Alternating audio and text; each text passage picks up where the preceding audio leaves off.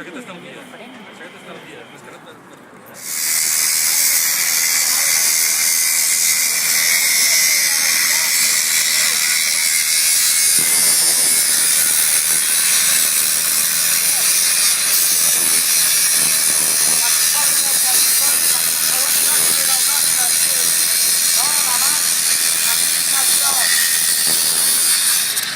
contra l'oligopoli de les empreses que ens tracten com mercaderies.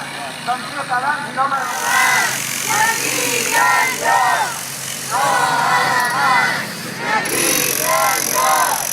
No!